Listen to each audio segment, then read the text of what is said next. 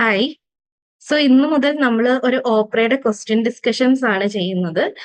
So ഓപ്പറയിൽ വരുന്ന most common ആയിട്ട് നമ്മുടെ ക്വസ്റ്റ്യൻ ബാങ്ക്സിലുള്ള ക്വസ്റ്റ്യൻ ഡിസ്കഷൻ അല്ലെങ്കിൽ ഏറ്റവും ഇമ്പോർട്ടന്റ് ആയിട്ടുള്ള ടോപ്പിക്സിൽ നിന്നുള്ള ക്വസ്റ്റ്യൻ ഡിസ്കഷൻസ് ആണ് നമ്മൾ ഇതിൽ ഇൻക്ലൂഡ് ചെയ്തിരിക്കുന്നത്. ഫസ്റ്റ് ക്വസ്റ്റ്യൻ ഇന്ന് നമ്മൾ മോസ്റ്റ്ലി എടുത്തിരിക്കുന്ന ക്വസ്റ്റ്യൻ ബാങ്കിൽ നിന്നുള്ള ക്വസ്റ്റ്യൻ ആണ്. ഫസ്റ്റ് ക്വസ്റ്റ്യൻ ആണ്, gemfibrozil is use to treat which condition? Gemfibrozil ഏത് കണ്ടീഷൻ ട്രീറ്റ് ചെയ്യാൻ വേണ്ടിയിട്ട് യൂസ് ചെയ്യുന്ന മെഡിസിൻ ആണെന്നാണ് ക്വസ്റ്റ്യൻ. സിമ്പിൾ ഒരു ആൻസർ ആണ് ഇതല്ലേ, ഏറ്റവും ഈസി ആയിട്ട് എല്ലാവർക്കും ചെയ്യാൻ പറ്റുന്ന ഈസി ആയിട്ട് മാർക്ക് കിട്ടുന്ന ഒരു ക്വസ്റ്റ്യൻ ആണ് ഇത്. ഓപ്ഷൻസ് പറയുന്നത് hyperlipidemia, hyperglycemia, hyperaldosteronism and hypertension. ഈ ആൻസർ എല്ലാവർക്കും അറിയായിരിക്കും, നമുക്ക് പ്രത്യേക എക്സ്പ്ലനേഷൻ ഒന്നും ആവശ്യമില്ലാത്തൊരു ക്വസ്റ്റ്യൻ ആണ്. ഇതിന്റെ ആൻസർ ആണ് ഹൈപ്പർ ലിപ്പിഡീമിയ. നമ്മുടെ ലിപ്പിഡ് ലെവൽസ് ലോവർ ചെയ്യാൻ, പെർട്ടിക്കുലർലി ട്രൈഗ്ലിസറൈഡ്സ് ലോവർ ചെയ്യാൻ വേണ്ടി നമ്മൾ യൂസ് ചെയ്യുന്ന മെഡിസിൻ ആണ് ജെം ഫൈബ്രോസിൽ. ഓക്കെ, ഇത് നമ്മൾ യൂസ് ചെയ്യുന്നത് ആൻസർ ആണ് ഓപ്ഷൻ എ, ഹൈപ്പർ ലിപ്പിഡീമിയ. നമ്മുടെ ലിപ്പിഡ് ലെവൽസ് ലോവർ ചെയ്യാൻ വേണ്ടി നമ്മൾ യൂസ് ചെയ്യുന്ന മെഡിസിൻ ആണ് ജെം ഫൈബ്രോസിൽ. നെക്സ്റ്റ് ക്വസ്റ്റ്യൻ ആണ്, what is the best measurement to determine the bioequivalence of two tablets containing an identical amount of the same drug? അതായത് ഏതാണ് best measurement എന്നാണ് ചോദിക്കുന്നത്. ബയോ ഈക്വലൻസ്, അതായത് രണ്ട് ടാബ്ലറ്റിന്റെ ബയോ ഈക്വലൻസ് ഡിറ്റർമൈൻ ചെയ്യാൻ വേണ്ടി നമ്മൾ യൂസ് ചെയ്യുന്ന ബെസ്റ്റ് മെത്തേഡ് ഏതാണെന്നാണ് ചോദിക്കുന്നത്. Option A disintegration time, B dissolution time, C serum concentration and D rate of excretion. Bio equivalence നമ്മുടെ ഒരു രണ്ട് ടാബ്ലറ്റ്സിന്റെ ബയോ ഈക്വലൻസ് ഡിറ്റർമൈൻ ചെയ്യാൻ വേണ്ടി നമ്മൾ യൂസ് ചെയ്യുന്ന ഒരു ബെസ്റ്റ് മെത്തേഡ് ആണ് ഓപ്ഷൻ സി, സെറം കോൺസെൻട്രേഷൻ ആണ് നമ്മൾ യൂസ് ചെയ്യുക. Bioequivalence is typically assessed by comparing the pharmacokinetic parameters. അതായത് നമ്മൾ മോസ്റ്റ്ലി ഫാർമക്കോകൈനറ്റിക് പാരാമീറ്റേഴ്സ് ഡിറ്റർമൈൻ ചെയ്ത് അല്ലെങ്കിൽ കമ്പയർ ചെയ്തിട്ടാണ് നമ്മൾ ബയോ ഈക്വലൻസ് നമ്മൾ അസസ് ചെയ്യുന്നത്. അപ്പോൾ ഒരു രണ്ട് ഫോർമുലേഷന്റെ ഫാർമക്കോകൈനറ്റിക് പാരാമീറ്റർ ആയ സെറം കോൺസെൻട്രേഷൻ കമ്പയർ ചെയ്തിട്ട് നമുക്ക് ബയോ ഈക്വലൻസ് നമുക്ക് എന്ത് ചെയ്യാൻ പറ്റും, ഡിറ്റർമൈൻ ചെയ്യാൻ പറ്റും. അങ്ങനെ നമുക്ക് റേറ്റും അതേപോലെ എക്സ്റ്റെന്റ് ഓഫ് അബ്സോർപ്ഷൻ സിമിലർ ആണോ അല്ലയോ എന്നൊക്കെ നമുക്ക് നോക്കാൻ പറ്റും. ഇനി നിങ്ങൾക്ക് ഡൗട്ട് ഉണ്ടാവും, എന്തുകൊണ്ടാണ് ഡിസിന്റഗ്രേഷൻ ടൈം അല്ലെങ്കിൽ ഡിസൊല്യൂഷൻ ടൈം അല്ലെങ്കിൽ റേറ്റ് ഓഫ് എക്സ്ക്രീഷൻ നമ്മൾ യൂസ് ചെയ്യാത്തതെന്ന്. ഡിസിന്റഗ്രേഷൻ ടൈം എന്താണ്? ഡിസിന്റഗ്രേഷൻ ടൈം എന്ന് പറഞ്ഞാൽ how quickly the tablet breaks down, അത് നമ്മൾ ഡിറ്റർമൈൻ ചെയ്യുന്നതാണ് disintegration time. How quickly the tablet breaks down അല്ലെ, അല്ലെങ്കിൽ break apart in the body, അതാണ് ഡിസിന്റഗ്രേഷൻ ടൈം. എത്രത്തോളം ടൈമിൽ ആ ഒരു ഡ്രഗ് റിലീസ് ചെയ്യും എന്ന് നോക്കാൻ വേണ്ടിയിട്ടാണ് നമ്മൾ കൂടുതലായിട്ടും ഡിസിന്റഗ്രേഷൻ ടൈം യൂസ് ചെയ്യുന്നത്. ഈ ഡിസിന്റഗ്രേഷൻ ടൈം മാത്രം നമുക്കൊരു ബയോ അവൈലബിലിറ്റി അല്ലെങ്കിൽ ഒരു ബയോ ഈക്വലൻസ് ഡിറ്റർമൈൻ ചെയ്യാൻ പറ്റില്ല. ഇനി ഡിസൊല്യൂഷൻ ടൈം എന്താണ്? ഡിസൊല്യൂഷൻ ടൈം എന്ന് പറഞ്ഞാൽ it refers to how quickly the drug dissolves, എത്ര പെട്ടെന്നാണ് ഒരു ഡ്രഗ് ഡിസോൾവ് ചെയ്യുന്നത്, നമ്മുടെ ഒരു ഡൈജസ്റ്റീവ് ട്രാക്റ്റിൽ എത്ര പെട്ടെന്നാണ് ഒരു ഡ്രഗ് ഡിസോൾവ് ചെയ്യുന്നതെന്ന് നോക്കാൻ വേണ്ടിയിട്ടാണ് നമ്മൾ ഡിസൊല്യൂഷൻ ടൈം യൂസ് ചെയ്യുന്നത്. ഓക്കെ, ഈ ഡിസൊല്യൂഷൻ ടൈമും അത് ഡയറക്ട്ലി നമുക്കൊരു എത്ര ഡ്രഗ് നമ്മുടെ ബോഡിയിൽ എൻറ്റർ ചെയ്യുന്നു അല്ലെങ്കിൽ അതിന്റെ ഒരു സെറം കോൺസെൻട്രേഷൻ ഡിറ്റർമൈൻ ചെയ്യാൻ നമുക്ക് ഡിസൊല്യൂഷൻ ടൈം വെച്ചിട്ടും പറ്റില്ല. ഇനി റേറ്റ് ഓഫ് എക്സ്ക്രീഷൻ ആണെങ്കിലോ, റേറ്റ് ഓഫ് എക്സ്ക്രീഷൻ എന്തിനാണ്? അതായത് എങ്ങനെയാണ് നമ്മുടെ ബോഡി ആ ഡ്രഗിനെ എലിമിനേറ്റ് ചെയ്യുന്നത് എന്ന് വേണ്ടി പഠിക്കാൻ വേണ്ടിയിട്ടാണ് നമ്മൾ റേറ്റ് ഓഫ് എക്സ്ക്രീഷൻ സ്റ്റഡി നടത്തുന്നത്. അല്ലാണ്ട് ബയോ ഈക്വലൻസിന്റെ ഒരു രീതിയിൽ നമുക്കത് ചെയ്യാൻ പറ്റില്ല. ഇവിടെ നമുക്ക് ബയോ ഈക്വലൻസ് കണ്ടുപിടിക്കാനുള്ള ഏറ്റവും ബെസ്റ്റ് മെത്തേഡ് ഏതാണെന്ന് ചോദിച്ചാൽ അതിന്റെ ആൻസർ ആണ് സെറം കോൺസെൻട്രേഷൻ. അതായത് ഫാർമക്കോകൈനറ്റിക് പാരാമീറ്റേഴ്സ് കണ്ടുപിടിച്ചിട്ട് ചെയ്യാനാണ് ഏറ്റവും ബെറ്റർ ആയിട്ടുള്ളത്. What advice is least appropriate? Question ശ്രദ്ധിക്കുക, ലീസ്റ്റ് അപ്രോപ്രിയേറ്റ് ആണ് question. Okay, what advice is least appropriate for a patient prescribing long term rifampicin? ഒരു ലോങ് ടേം റിഫാംപിസിൻ കഴിക്കുന്ന ഒരു പേഷ്യന്റിന് നമുക്ക് കൊടുക്കാവുന്ന ലീസ്റ്റ് അപ്രോപ്രിയേറ്റ് കൗൺസിലിംഗ് അല്ലെങ്കിൽ ഒരു അഡ്വൈസ് എന്താണെന്നാണ് question. Option A, your urine may turn a red orange color. B, you will require regular liver function test. C, your iris color may darken. And D, you will require regular blood count monitoring. ഇതിന്റെ answer എന്തായിരിക്കും വരിക? ഇതിന്റെ answer ആണ് വരിക option C, അതായത് least appropriate ആയിട്ട് നമുക്ക് കൊടുക്കാൻ പറ്റുന്ന ഒരു അഡ്വൈസ് ആണ് your iris colour may darken. കാരണം എന്താന്ന് വെച്ചാൽ ഈ റിഫാംപിസിൻ എന്ന് പറയുന്ന it is not to cause urine, sweat, tears ഒക്കെ റെഡ് അല്ലെങ്കിൽ ഓറഞ്ച് കളറായിട്ട് ടേൺ ചെയ്യുന്നത് ഒരു നോൺ കോസ് ഓഫ് റിഫാംപിസിൻ ആണ്. ഓക്കെ, ഇതെല്ലാം ഒരു ഹാംലെസ് സൈഡ് എഫക്ട്സും ആണ്. ഓക്കെ, അതുപോലെ തന്നെ അത് ലിവർ ഫംഗ്ഷനെയും അത് എഫക്ട് ചെയ്യും. ഓക്കെ. നമ്മൾ ലിവർ ഫംഗ്ഷനെ നമ്മൾ നോക്കിക്കഴിഞ്ഞാൽ ചിലപ്പോൾ ലിവർ ഫംഗ്ഷനെ നമ്മൾ റിഫാംപിസിൻ ഒരു ലോങ് ടേം യൂസ് ചെയ്യുകയാണെങ്കിൽ അത് എഫക്ട് ചെയ്യും. പക്ഷേ ഈ ഡാർക്കനിങ് ഓഫ് ദി ഐറിസ് അല്ലെങ്കിൽ നമ്മുടെ കണ്ണ് ചുമക്കുന്നത് പറഞ്ഞാൽ അതൊരു കോമൺ സൈഡ് എഫക്റ്റ് അല്ല. സോ അങ്ങനെ നോക്കുമ്പോൾ അതാണ് ലീസ്റ്റ് അപ്രോപ്രിയേറ്റ്. അതല്ലാണ്ട് നമ്മളിപ്പോ ലിവർ ഫംഗ്ഷൻ ടെസ്റ്റ് ആണെങ്കിലും അല്ലെങ്കിൽ യൂറിൻ കളർ ചേഞ്ച് ചെയ്യുകയാണെങ്കിലും ഈ ബ്ലഡ് കൗണ്ടിന്റെ ഒക്കെ ആണെങ്കിലും അതിലൊക്കെ ഒരു ചേഞ്ച് വരാം. പക്ഷേ ഓക്കെ ഈ ഒരു ഐറിസ് കളർ ചേഞ്ച് വരില്ല. ഓക്കെ. അത് ലീസ്റ്റ് കോമൺ ആണ്.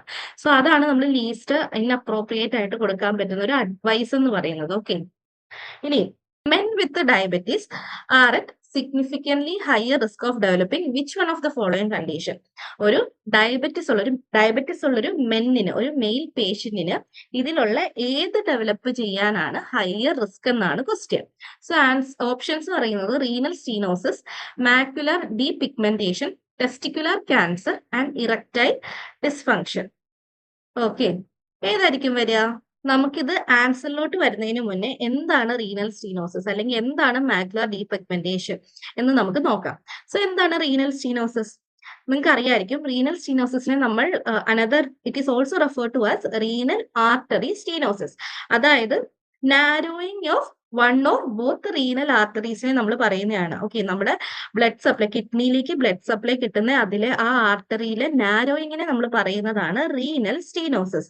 സോ ഈ ഒരു കണ്ടീഷൻ ഉള്ളപ്പോൾ അവിടെ ഒരു റെഡ്യൂസ്ഡ് ബ്ലഡ് ഫ്ലോ ഉണ്ടാവും. നമ്മുടെ കിഡ്നി ഫംഗ്ഷനെയൊക്കെ എന്നിട്ട് അത് എഫക്ട് ചെയ്യാൻ തുടങ്ങും. കാരണം കിഡ്നിയിലോട്ട് ബ്ലഡ് ഫ്ലോ ചെയ്യുന്ന ആർട്ടറിയിലാണ് ഇത് എഫക്ട് ചെയ്യുക. സോ അങ്ങനെ ഉണ്ടാവുമ്പം അവിടെ ബ്ലഡ് സപ്ലൈനെ എഫക്ട് ചെയ്തിട്ട് കിഡ്നി ഫംഗ്ഷനിങ്ങിനൊക്കെ ഒരു പ്രശ്നം വരാൻ ചാൻസ് ഉണ്ട്. ഓക്കെ. അതാണ് റീനൽ സ്റ്റീനോസിസ്. ഇനി നെക്സ്റ്റ് മാക്യുലർ ഡീപിഗ്മെന്റേഷൻ. എന്താണ് മാക്യുലർ ഡീപിഗ്മെന്റേഷൻ?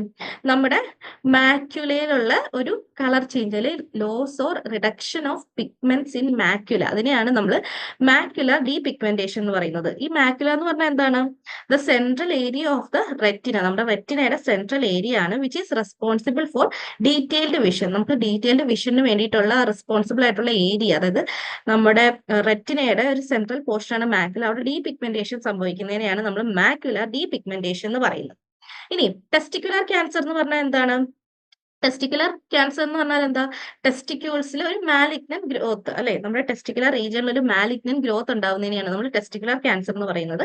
ഇനി ഇറക്ടൈൽ ഡിസ്ഫങ്ഷൻ എന്താണ്? ഇറക്ടൈൽ ഡിസ്ഫങ്ഷൻ കോമൺ ആയിട്ട് നമ്മൾ കേൾക്കുന്ന ഒരു വേർഡാണ്, അല്ലെ? ഇറക്ടൈൽ ഡിസ്ഫങ്ഷൻ എന്ന് പറഞ്ഞാൽ ഇൻഎബിലിറ്റി ടു അച്ചീവ് അല്ലെങ്കിൽ മെയിൻറ്റെയിൻ ആൻഡ് ഇറക്ഷൻ, അല്ലെ? Inability to achieve or maintain and erection. So ഇത് പറഞ്ഞാൽ എന്താണ്? ഒരു ഇൻഎബിലിറ്റി ടു അച്ചീവ് ഒരു sufficient erection during the sexual performance എന്നാണ് നമ്മൾ പറയുക, ഇറക്ടൈൽ ഡിസ്ഫങ്ഷൻ. സോ ഇത് നമുക്ക് ഫിസിക്കൽ അല്ലെങ്കിൽ ഫിസിയോളജിക്കൽ അല്ലെങ്കിൽ ലൈഫ് സ്റ്റൈൽ ഫാക്ടേഴ്സ് ഒക്കെ കാരണം ഒരാൾക്ക് വരുന്ന ഒരു റിസ്ക് ആണ് ഇറക്ടൈൽ ഡിസ്ഫങ്ഷൻ എന്ന് പറയുന്നത്. It can be leads to hormonal instability കാരണമാവാം, സ്ട്രെസ് കാരണമാവാം, അല്ലെങ്കിൽ എനി അതർ അണ്ടർലൈൻ ഡിസോർഡേഴ്സ് ഒക്കെ കാരണം നമുക്ക് വരുന്ന ഒരു മെയിൻ സൈഡ് എഫക്ട്സ് തന്നെയാണ് ഇറക്ടൈൽ ഡിസ്ഫങ്ഷൻ. സോ ഇതാണ് ഇതിന്റെയൊക്കെ മീനിങ്. അല്ലെങ്കിൽ എന്താണ് റീനൽ സ്റ്റീനോസിസ്, അല്ലെങ്കിൽ എന്താണ് മാക്യുലർ ഡീപിഗ്മെന്റേഷൻ, അല്ലെങ്കിൽ എന്താണ് ടെസ്റ്റിക്കുലർ ക്യാൻസർ എന്ന് പറഞ്ഞാൽ ഇതാണ് മീനിങ്. സോ ഇതിന്റെ ക്വസ്റ്റ്യൻ നമുക്ക് എന്താണ്? മെൻ വിത്ത് ഡയബറ്റീസ്, ഒരു ഡയബറ്റീസ് ഉള്ള ഒരു പേഷ്യന്റിന് ഹയർ റിസ്ക് ഓഫ് ഡെവലപ്പിംഗ്, ഇതിലുള്ള ഏതാണ് ഹയർ റിസ്ക് ഓഫ് ഡെവലപ്പിംഗ്, അല്ലെങ്കിൽ ഏതാണ് ഏറ്റവും കൂടുതൽ ഉണ്ടാവാനുള്ള ചാൻസ് ഏതാണെന്നാണ്. സോ ആൻസർ ഏതാണ്? ആൻസർ വരിക ഓപ്ഷൻ ടി ആണ്, ഇറക്ടൈൽ ഡിസ്ഫങ്ഷൻ ആണ് വരിക.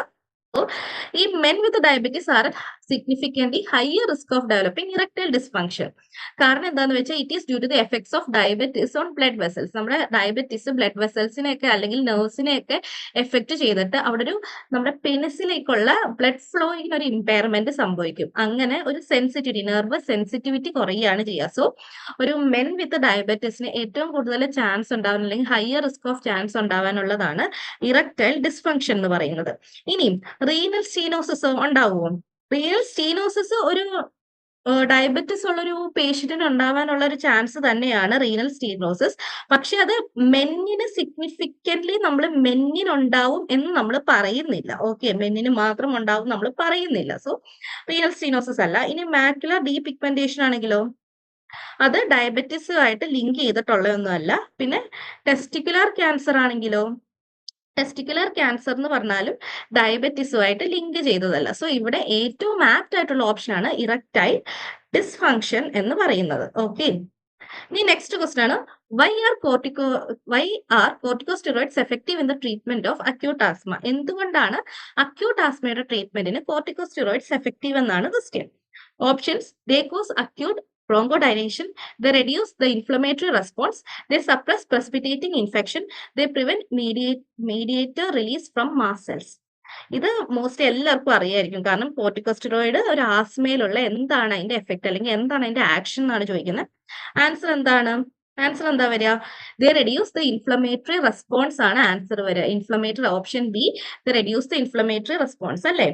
ഇത് എങ്ങനെയാ ചെയ്യുക? നമ്മുടെ എയർവേസിലുള്ള ഇൻഫ്ലമേഷനെ റെഡ്യൂസ് ചെയ്തിട്ടാണ്. ഓക്കെ ഓക്കെ അങ്ങനെ റെഡ്യൂസ് ചെയ്തിട്ടാണ് ആസ്മയില് കോർട്ടിക്കോസ്റ്റെറോയിഡ് ആക്ട് ചെയ്യുന്നത്. അങ്ങനെ ചെയ്യുമ്പം it helps to reduce swelling, അതേപോലെ മ്യൂക്കസ് പ്രൊഡക്ഷൻ, അതേപോലെ എയർവേ ഹൈപ്പർ ആക്ടിവിറ്റി, ഇതെല്ലാം എന്ത് ചെയ്യും? റെഡ്യൂസ് ചെയ്യാണ് ഈ കോർട്ടിക്കോസ്റ്റെറോയിഡ്സ് ചെയ്യാം. ഓക്കെ, ഇനി നമുക്ക് ഈ ഓൾ അതർ ഓപ്ഷൻസ് എന്തുകൊണ്ട് വന്നില്ല എന്ന് നമുക്ക് നോക്കാം. Okay, they cause acute bronchodilation. Correct ആണോ? ഈ corticosteroid will not cause immediate bronchodilation. Okay, ഇപ്പം നമ്മുടെ ബ്രോങ്കോ ഡൈലേറ്റേഴ്സ് ആയിട്ടുള്ള ബീറ്റ അഗോണിസ്റ്റ് ഇല്ലേ, ആൽബ്യൂട്രോൾ ഒക്കെയാണ് is used for broncho dilation. അല്ലാണ്ട് കോർട്ടിക്കോസ്റ്റെറോയിഡ്സ് അല്ല നമുക്കൊരു പെട്ടെന്നൊരു ബ്രോങ്കോ ഡൈലേഷൻ വേണമെങ്കിൽ നമ്മൾ യൂസ് ചെയ്യുന്നത്. ഇനി നെക്സ്റ്റ് ഓപ്ഷൻ ആണ്, ദേ സപ്രസ് പ്രസിപ്പിറ്റേറ്റിംഗ് ഇൻഫെക്ഷൻ. എന്തുകൊണ്ടാണ് ആ ഓപ്ഷൻ വരാത്തത്? They suppress precipitating infection. Corticosteroids inflammation reduce ചെയ്യും. ഇറ്റ്സ് കറക്റ്റ്, കോർട്ടിക്കോസ്റ്റെറോയിഡ് നമ്മുടെ ഇൻഫ്ലമേഷൻ റെഡ്യൂസ് ചെയ്യും. പക്ഷേ അത് ഡയറക്ട്ലി ആ ഒരു ഇൻഫെക്ഷനെ നമ്മൾ ടാർഗറ്റ് ചെയ്ത് സപ്രസ് ചെയ്യില്ല. അത് ഇൻഫ്ലമേഷൻ ആണ് റെഡ്യൂസ് ചെയ്യുക. It will not directly suppress the infection. Okay, next option ആണ്, they prevent mediators released from mast cell. അത് കറക്റ്റ് ആണോ? കോർട്ടിക്കോസ്റ്റെറോയിഡ് ഇവിടെ do not directly prevent the release of mediators. Directly അത് prevent ചെയ്യുന്നില്ല. Okay, നമ്മൾ corticosteroids directly will not prevent the release of mediators from the mast cell. So ഇതിലെ ഏറ്റവും best option ആണ് corticosteroid. എങ്ങനെയാണ് നമുക്ക് ആസ്മയിൽ എഫക്ട് ചെയ്യുന്നതെന്ന് ചോദിച്ചാൽ അത് ഇൻഫ്ലമേഷൻ റിഡ്യൂസ് ചെയ്തിട്ടാണ് ചെയ്യുക. ഓക്കെ, ഇനി ഹൗ ഡസ് മെറ്റ്ഫോർമിൻ ആക്ട്? എന്താണ് മെറ്റ്ഫോർമിൻ? മെറ്റ്ഫോർമിൻ ഒരു ആന്റി ഡയബറ്റിക് ഡ്രഗ് ആണ്. ഓക്കെ, അതിന്റെ ആക്ഷൻ എന്താണ് ചോദിക്കുന്നത്? Blocks absorption of glucose in the intestine, increase pancreatic insulin secretion, decrease hepatic glucose production, increase metabolism of ketone precursors. എന്തായിരിക്കും answer വരിക? Decrease hepatic glucose production. ഇതാണ് മെറ്റ്ഫോർമിന്റെ main action. So metformin is a commonly used medication for type 2 ഡയബറ്റീസിന് നമ്മൾ use ചെയ്യുന്ന ഒരു common medication ആണ് metformin. So അതെന്താണ് ചെയ്യുക? It works by decreasing hepatic glucose production. നമ്മുടെ ലിവറിലുള്ള ഗ്ലൂക്കോസ് പ്രൊഡക്ഷൻ ആണ് അവിടെ അത് റെഡ്യൂസ് ചെയ്യുക. So which helps lower blood glucose level. അങ്ങനെ അത് എന്ത് ചെയ്യും? ബ്ലഡ് ഗ്ലൂക്കോസ് ലെവൽ ലോവർ ചെയ്യും, thus by inhibiting neogenesis. So അങ്ങനെ ഗ്ലൂക്കോനിയോജെനസിസ് എന്ത് ചെയ്യാണ് ചെയ്യുക? ഇൻഹിബിറ്റ് ചെയ്യാണ് ചെയ്യുക. The process by which the liver produce glucose from non carbohydrate source. അതായത് ഗ്ലൂക്കോനിയോജെനസിസ് എന്ന് പറഞ്ഞാൽ ലിവർ ഗ്ലൂക്കോസ് പ്രൊഡ്യൂസ് ചെയ്യുക, അതായത് നോൺ കാർബോഹൈഡ്രേറ്റ് സോഴ്സിൽ നിന്നും ലിവർ ഗ്ലൂക്കോസ് പ്രൊഡ്യൂസ് ചെയ്യുന്ന ഒരു പ്രോസസ് ആണ് ഗ്ലൂക്കോനിയോജെനസിസ്. അത് ഇൻഹിബിറ്റ് ചെയ്യാണ് നമ്മുടെ മെറ്റ്ഫോർമിൻ ചെയ്യുക. ഇനി നമുക്ക് ഡൗട്ട് വരുമല്ലോ, എന്തുകൊണ്ട് അതർ ഓപ്ഷൻസ് എന്താണ് അല്ലാത്തത് എന്നുള്ളത്. സോ ഫസ്റ്റ് ഓപ്ഷൻ ആണ് block absorption of glucose in the intestine. So ഈ absorption of glucose in the intestine block ചെയ്യുന്നത് മെറ്റ്ഫോർമിൻ അല്ല, അത് ഏതാണ്? അഗാർബോസ് ആണ്. അതായത് ആൽഫ ഗ്ലൂക്കോസിഡേസ് ഇൻഹിബിറ്റേഴ്സ് മെഡിക്കേഷൻ ആയിട്ടുള്ള അഗാർബോസിന്റെ മെക്കാനിസം ആണ് blocks absorption of glucose in the intestine. Okay, ഇനി increase pancreatic insulin secretion. So ഇതെന്താണ് പറയുന്നത്? നമ്മുടെ പാൻക്രിയാറ്റിക് ഇൻസുലിൻ സെക്രീഷൻ കൂട്ടുക എന്നാണ് പറയുന്നത് അല്ലേ. So metformin do not increase insulin secretion. മെറ്റ്ഫോർമിന്റെ ഒരു വർക്ക് അല്ല ഇൻസുലിൻ സെക്രീഷൻ കൂട്ടുക എന്നുള്ളത് ഫ്രം ദി പാൻക്രിയാസ്. ഓക്കെ, പാൻക്രിയാസിൽ നിന്നും ഇൻസുലിൻ സെക്രീഷൻ കൂട്ടുന്നത് മെറ്റ്ഫോർമിന്റെ ഒരു വർക്ക് അല്ല. It works by improving insulin sensitivity ആണ് അത് ഇംപ്രൂവ് ചെയ്യുന്നത്. ഇൻസുലിൻ സെക്രീഷൻ അല്ല, ഇൻസുലിൻ സെൻസിറ്റിവിറ്റി ആണ് കൂട്ടുന്നത്. അങ്ങനെ ഗ്ലൂക്കോസ് പ്രൊഡക്ഷൻ കൂട്ടുകയാണ് ചെയ്യുക. അങ്ങനെ ലിവറിലുള്ള ഗ്ലൂക്കോസ് പ്രൊഡക്ഷൻ സെൻസിറ്റിവിറ്റി കൂട്ടി ലിവറിലുള്ള ഗ്ലൂക്കോസ് പ്രൊഡക്ഷൻ കുറയ്ക്കുകയാണ് ഇൻസുലിൻ ചെയ്യുക. ഇനി നെക്സ്റ്റ് ഒരു ഓപ്ഷൻ ആണ് increase metabolism of ketone precursor. Okay, so ഈ metformin it does not primarily effect on ketone precursor metabolism. Okay, ketone precursor മെറ്റബോളിസത്തിൽ ഡയറക്ട്ലി എഫക്ട് ചെയ്യുന്ന ഒന്നല്ല metformin. It works by regulating glucose level. Main action എന്ന് പറയുന്നത് glucose level maintain ചെയ്യലാണ്, അല്ലാണ്ട് ketone precursor മെറ്റബോളിസത്തിൽ effect ചെയ്യുന്നത് ഒരു മെറ്റ്ഫോർമിന്റെ ആക്ടിവിറ്റി അല്ല. ഓക്കെ, നെക്സ്റ്റ് ക്വസ്റ്റ്യൻ ആണ്, which one of the following beta blockers is predominantly renally cleared? ഇതിൽ ഏതാണ് റീനലി ക്ലിയർഡ് ആയിട്ടുള്ള ഒരു ബീറ്റ ബ്ലോക്കർ എന്നാണ് question. Atenolol, metoprolol, oxprenolol, carvedilol. ഏതായിരിക്കും ആൻസർ? ആൻസർ വരുന്നത് ഓപ്ഷൻ എ ആണ്, അറ്റിനലോൾ.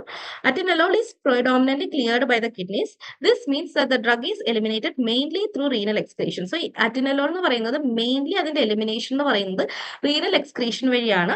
സോ റീനൽ ഇമ്പയർമെന്റ് ഉള്ള പേഷ്യന്റ് അല്ലെങ്കിൽ ഒരു കിഡ്നി പ്രോബ്ലം ഒരു പേഷ്യന്റിന് നമുക്ക് അറ്റിനലോളിന് എന്ത് വേണം? ഡോസ് അഡ്ജസ്റ്റ്മെന്റ് വേണം. കാരണം അത് ഫുള്ളി എലിമിനേറ്റ് ചെയ്യുന്നത് റീനൽ എക്സ്ക്രീഷൻ വഴിയാണ്. ഓക്കെ, ഇനി നമ്മുടെ ബാക്കിയുള്ള ഓപ്ഷൻസ് നമുക്ക് നോക്കാം. മെറ്റോപ്രൊലോൾ എന്താണ്? മെറ്റോപ്രൊലോൾ എന്ന് പറഞ്ഞാൽ it is primarily metabolized by the liver metabolize ചെയ്യുന്നതാണ് metoprolol. Through cytochrome P450 enzyme വഴി ലിവർ മെറ്റബോളൈസ് ചെയ്യുന്നതാണ് മെറ്റോപ്രൊലോൾ. റീനലി ചെറിയൊരു എമൗണ്ട് ക്ലിയർ ആവുന്നുണ്ട്, ഇല്ല എന്നല്ല, പക്ഷെ ഫുള്ളി നമുക്ക് ക്ലിയർ ആവുന്നത് അറ്റിനലോൾ ആണ്. ഓക്കെ, ഇനി ഓക്സ്പ്രിനോളും ലിവർ ആണ് മെറ്റബോളൈസ് ചെയ്യുന്നത്. കിഡ്നിയിലും ചെറിയ രീതിയിൽ ഒരു ചെറിയ ക്ലിയറൻസ് ഉണ്ട്, പക്ഷെ ഏറ്റവും കൂടുതൽ എവിടെയാണ്? ലിവറിലാണ് ഉള്ളത്. ഇനി കാർവിഡിലോൾ ആണെങ്കിലോ, കാർവിഡിലോളും ലിവറിലാണ് മെറ്റബോളൈസ് ചെയ്യുന്നത്. പിന്നെ ചെറിയ എമൗണ്ട് ഞാൻ പറഞ്ഞ പോലെ ചെറിയൊരു മൈനർ എമൗണ്ട് റീനൽ ക്ലിയറൻസ് ഉണ്ട്, പക്ഷെ ഇതിൽ ഏറ്റവും കൂടുതൽ ഫുള്ളി നമുക്ക് റീനൽ ക്ലിയറൻസ് ഉള്ളത് ഏതിനാണെന്ന് ചോദിച്ചാൽ അതിന് ആൻസർ ആണ് atenolol. Okay, thank you. So നമ്മൾ ഇതുപോലുള്ള ക്വസ്റ്റ്യൻ ഡിസ്കഷൻസ് നമ്മുടെ CMED ടെക്കിൽ നമുക്ക് ഓപ്പറ റിലേറ്റഡ് ഉണ്ടായിരിക്കും. So if you have any doubts to contact CMED tech online academy.